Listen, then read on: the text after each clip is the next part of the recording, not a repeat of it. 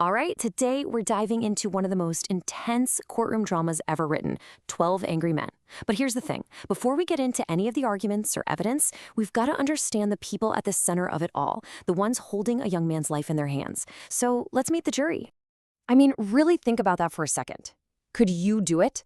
The entire weight of a human life resting on your shoulders, on your judgment. It's a staggering, almost unimaginable responsibility. Well, that's the exact situation we're looking at here.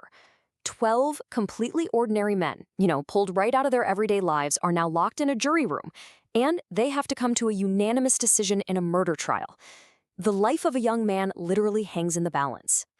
So if you were in that situation, who would you be in that room with? Because this story isn't just about the facts of the case. Oh no, it's all about what happens when you cram a dozen different personalities into a pressure cooker and the stakes could not possibly be higher. So let's meet them. Okay, first up, we have the jurors who walk in with their minds pretty much already made up. For them, this is an open and shut case, no question. They are the powerful initial force pushing for a quick, and I mean quick, guilty verdict.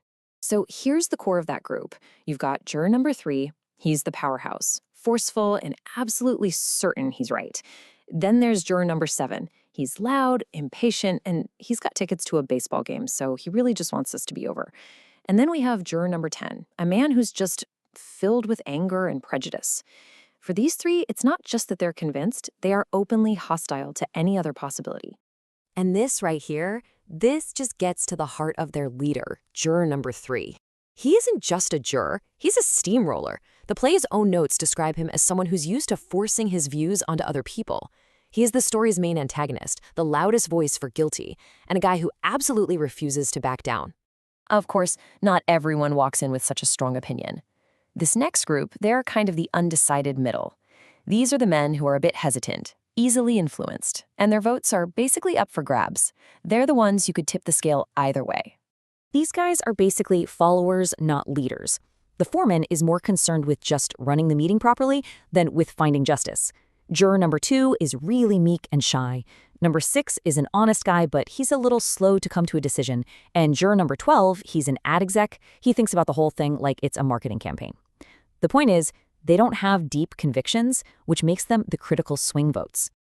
This description of juror number 2 really says it all about this entire group. They're the type to just adopt the opinion of whoever is speaking the loudest. So when you've got a personality as overpowering as juror number 3 in the room, these guys are just going to go with the flow, at least at first. The real question is, can anyone make them think for themselves? And that brings us to our final group. These are the few who aren't so quick to judge. These are the men who value logic, who value evidence, and who really understand the awesome responsibility they've been given. They are the searchers for truth. Now this is a really fascinating mix of people. You have juror number 4, a man of wealth and logic who only cares about the cold, hard facts. There's juror number 11, a refugee who has a powerful personal understanding of what injustice looks like, so he deeply values fairness. Juror number 9 is a quiet, observant old man whose age gives him a unique kind of wisdom. And then there's juror number 8. This is our protagonist. Juror number 8 is this quiet, thoughtful man who just isn't sure. And that little bit of uncertainty is the spark that ignites the entire play. He is not willing to send a boy to die without at least talking about it first. He becomes the moral core of the story, the one man willing to stand alone against everybody else to make sure that justice is truly served. So this is the main event. On one side, you have juror number 3, forceful, intolerant, and totally convinced he's right. On the other side, juror number 8, thoughtful, and constantly seeking the truth. This is the fundamental battle of the play. Loud, angry certainty versus quiet, persistent doubt. It's force versus reason. So we have our 3 groups, the angry, the followers, and the questioners. Now you lock them all in a hot, stuffy room on a summer afternoon, and you have the perfect storm for some major conflict. I mean, every type of human conflict you can imagine is about to play out in that room. The angry are going to clash with the calm. The prejudiced will face off against the humble. Those who are so certain will be challenged by those who have doubts. It's a battle between leaders and followers, the impatient and the patient. In this pressure cooker of a room, every single juror's true character is about to be revealed. And that leaves us with the central question of the entire play. We've met the men, we see the battle lines drawn, but what's going to win out in that room? A forceful personality or quiet reason?